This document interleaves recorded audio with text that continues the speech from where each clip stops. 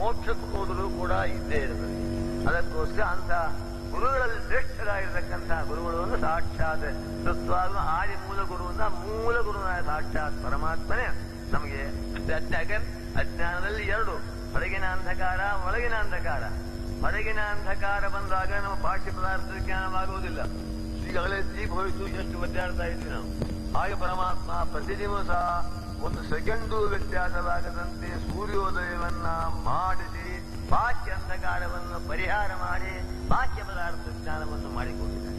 ಅದರಂತೆ ಅನೇಕ ವೇದವ್ಯಾಸಾದಿ ರೂಪಗಳನ್ನ ಧಾರಣೆ ಮಾಡಿಕೊಂಡು ದುರ್ಮತಗಳನ್ನೆಲ್ಲ ಖಂಡನೆ ಮಾಡಿ ಸಮೀಚೀನವಾದ ಮತವನ್ನ ಬ್ರಹ್ಮಮೀಮಾಂಸಾ ಶಾಸ್ತ್ರವನ್ನ ನಿರ್ಮಾಣ ಮಾಡಿ ಒಳಗಿರತಕ್ಕ ಜ್ಞಾನವನ್ನು ಪರಿಹಾರ ಮಾಡಿದ ಮಹಾನುಭಾವ ಸಾಕ್ಷಾತ್ ಶ್ರೀ ಅನಂತಮೂರ್ತಿ.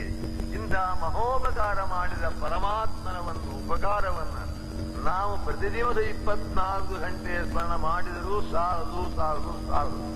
ಹಾಗೆ ಮಾಡಲಿಕ್ಕೆ ಶಕ್ಯವಿಲ್ಲ ಅಂತ ಇಟ್ಟುಕೊಂಡು ಪ್ರಾಚೀನರು ಆ ಉದ್ದೇಶದಿಂದಲೇ ಸಂಧ್ಯಾವಂದನ ಬೇಡಪ್ಪ, ದಿವಸಕ್ಕೆ 3 ಕಾಲದಲ್ಲಿ ಆದರೂ ಆ ಭಗವಂತನ ಉಪಕಾರ ಸ್ಮರಣವನ್ನು ನೀವು ಮಾಡಲಿ ಹೇಳೋದಕ್ಕೋಸ್ಕರನೇ ಸಂಧ್ಯಾವಂದನ. ಸಂಧ್ಯಾ ವಂದನ ಅಂದ್ರೆ ವದಿ ಅಭಿವಾದನ ಸ್ತುತ್ಯೋಹೋ ಅಂತ ಭಗವಂತನ ಗುಣಗಾನ ಮಾಡತಕ್ಕಂತೆ ಸ್ತೋತ್ರ.